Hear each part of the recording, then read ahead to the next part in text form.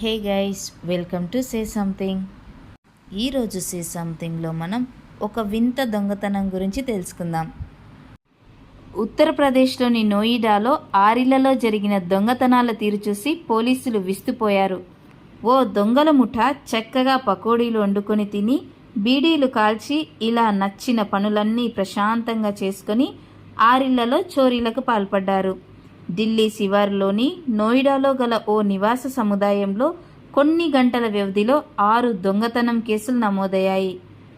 Sector 82కు చెందిన శ్రీరామ్ త్రిపాఠి ఇంట్లో 40 లక్షల విలువైన నగదు, బంగారం, ఇతర సామాన్లు అపహరించారు. ఇంటి యజమాని కుటుంబ సమేతంగా మధ్యప్రదేశ్ వెళ్లారు. మొదట వంటగదిలోకి వెళ్ళి పకోడీలు చేసుకుని ఆరగించారు. ఆ తర్వాత చక్కగా సామాన్లు సర్దేసుకుని వెళ్ళిపోయారు. మధ్యప్రదేశ్ నుంచి వచ్చిన శ్రీరామ్ కుటుంబం ఇంట్లో చోరీ జరిగిందని గుర్తించి లాబోదిబోమంది. మరికొన్ని ఇళ్లలోనూ ఇదే పరిస్థితి. రిచా బాజ్పేయి నివాసంలో 3 లక్షల ఖరీదైన ఆభరణాలు తీసుకెళ్లారు.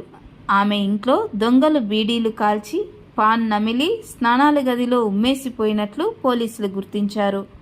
మరికొన్ని ఇళ్లలో దొరికిన ఆహారం తిన్నారు.